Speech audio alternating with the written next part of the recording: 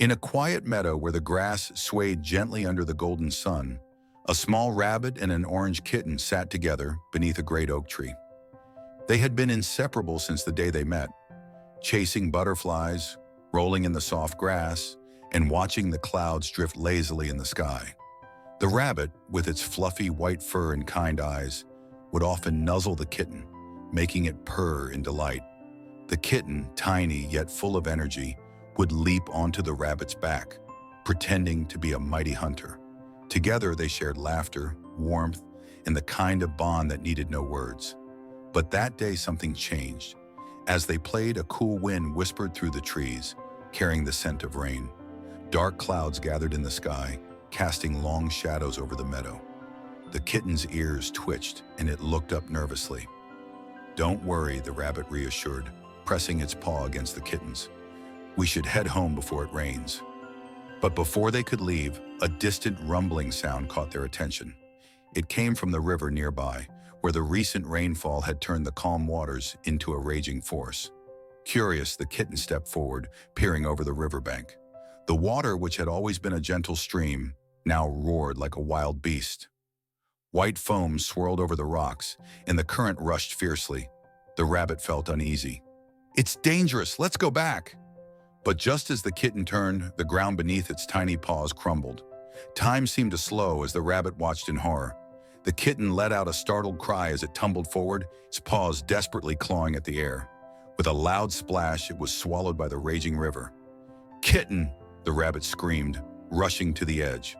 The little orange body bobbed above the water, eyes wide with fear, struggling against the powerful current. Without thinking, the rabbit leapt onto a fallen tree trunk that had wedged itself across the river. The wood was slippery under its paws, but it didn't care.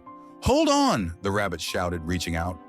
The kitten paddled toward it, gasping for air, its tiny paws stretching out. They were so close, just inches away. The rabbit's heart pounded as it extended its paw further. And then, a powerful wave crashed over the kitten, pulling it beneath the surface. "No!" the rabbit shrieked. It scanned the water desperately, its breath coming in short, panicked gasps. But the kitten was gone. The river carried on, roaring as if nothing had happened. The rabbit stood frozen, unable to move, unable to accept what had just unfolded before its eyes. Later, as the storm cleared, the rabbit sat by the riverbank. Its fur was soaked, clinging to its trembling body. Tears spilled from its eyes, falling silently into the water that had stolen its dearest friend. For the first time, the meadow felt empty. The rabbit buried its face in its paws, its small body shaking. The world had lost its color, its warmth. And in its heart, a wound opened, one that no time could heal.